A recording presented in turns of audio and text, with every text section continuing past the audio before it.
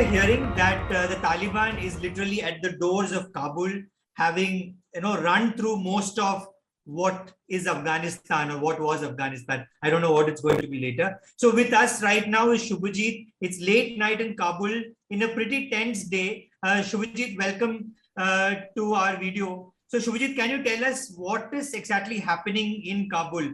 Is it the Taliban that has actually entered the city, or is it something else? So since morning, since about noon, the word spread that the Talibs have entered the city. So so they are in one corner of the city, but some Talibs entered the city, came to the presidential palace as well. And what happened was, as a result, the security forces, they vacated their posts.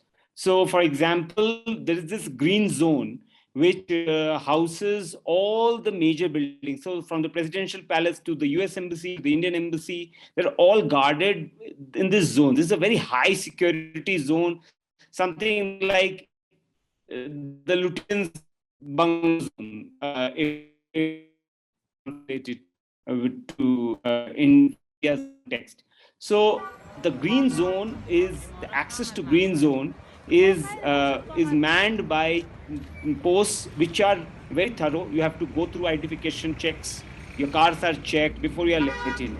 Today, when I went around the city, the green zone security ring had collapsed. There was nobody at the checkpost to check my car or ask for my identification, which is absolutely unusual in these circumstances. That gave me a sense of that the security forces had disappeared from the ground. And so now it's a free run for the Taliban.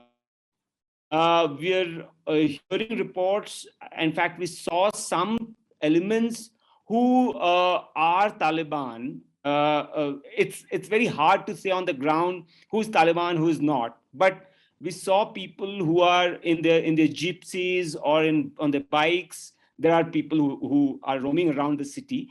The shops shut immediately as the word spread around noon, and people just ran to their homes, rushed back to their homes. So there were massive traffic jams. Cars had piled up all over the city. So there was a gridlock, all across the city. So, for example, I was out on the field meeting people, and when I heard, I had to literally walk back about 5 kilometers back to my hotel. So because there was just cars were not moving. So there's a sense of panic in the city right now, and whoever I've spoken to are all they because the president has left the country. The security forces have essentially surrendered to the Taliban. So now we are hearing that past midnight, the Talibs might enter the city, and they might come and sort of take over the city, and they will declare from the presidential palace that this is the Islamic Emirate of Afghanistan. So actually, we heard during the day that the Taliban is calling for, is waiting at the doors of Kabul and wants a peaceful transition of power. And since the the authorities or the government in the country has literally left or fled, so it is going to be just a walkover, right? Like, as in, these guys are going to literally walk into the city and call it their capital, right? Is that how it's going to happen? Yeah, absolutely.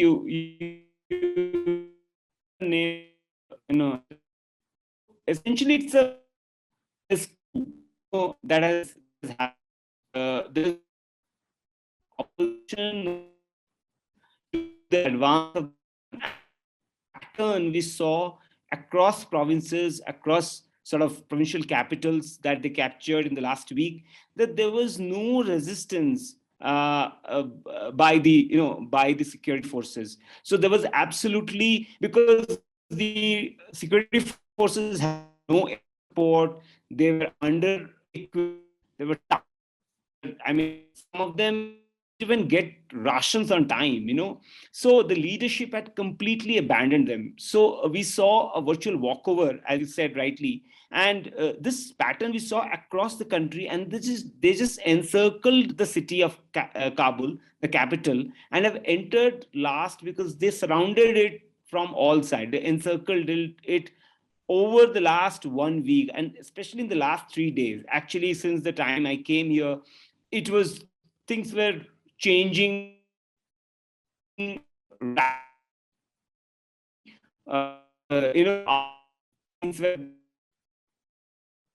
desperation, panic, fear on the streets today. The other question that everybody is asking is what's happened to the US forces? Are they still in play, or have they also abdicated Afghanistan completely, or do they still have some role to play here? No. So as of now, I had gone to the embassy area in the evening, and the US embassy had been vacated by then. They had vacated after because there was smoke coming out from the embassy. So they were obviously incinerating the documents in the embassy before they left.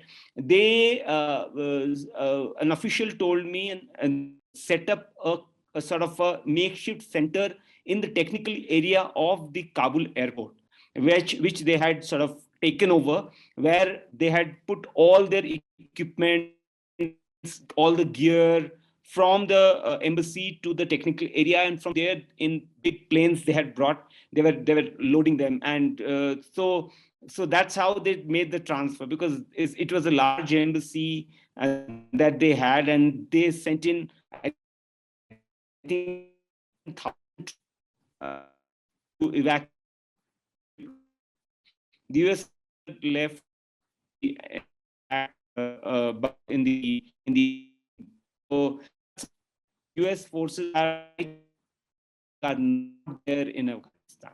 So Shubhajit, also, I saw this very interesting picture of an employee of a salon actually painting the photographs of women in front of the establishment. So does that mean that Kabul is now preparing for Taliban rule? And is there palpable fear on the ground? Absolutely. You saw the pictures. I also saw those pictures. And my conversations, in fact, I started my day by meeting some of the, I wanted to meet some of the women who would possibly be casualty victims of if Taliban takes over. So I met a few teachers in school.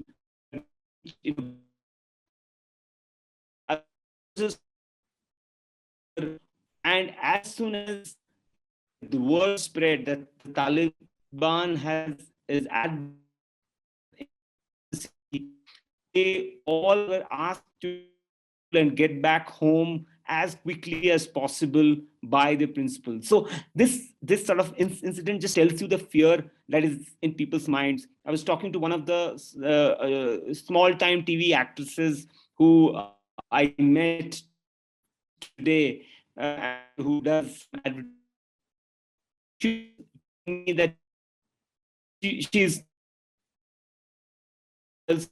she told me that she doesn't remember much from the time when Taliban was in power in the country, because she was very young, but she has heard about those stories from her mom, from her aunt, and she said that I'm such an independent woman in the last 20 years.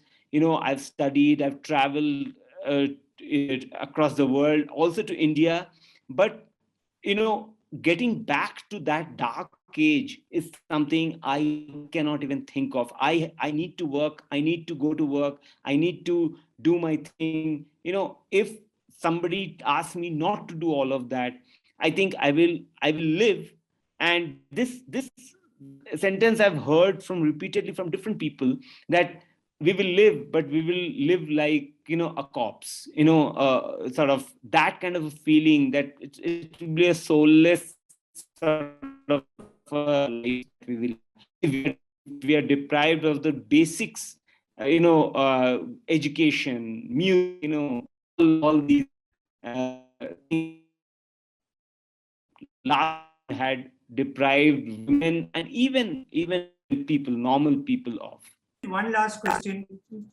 you and a lot of journalists are there, but there are also a lot of people from other parts of the world who are in Kabul, which had over the years become a pretty decent, thriving, cosmopolitan city. So is there an active mission now to rescue people out of there, or is it expected that the Taliban, will not have a problem with foreign nationals in a city like Kabul? It's difficult to say right now, but the Taliban have so far not expressed any intention to harm foreigners so far.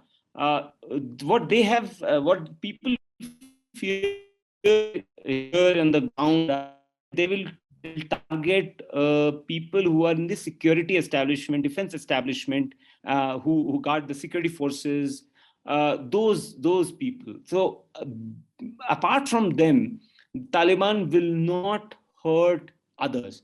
That is the understanding that much of the people have about the Taliban and their approach. Now we'll have to see in the next days going after foreigners, or if they're going beyond this section, this establishment of security and defense, if they're targeting other random officials as well, government officials, or going after artists and intellectuals and poets and or journalists, if they're going after them, we'll have to see that. So right now we don't have any evidence of so that we can say that they will target, but we'll have to wait and watch that space very, very closely. Shubhajit, thanks for your time and stay safe till you catch your flight. Okay.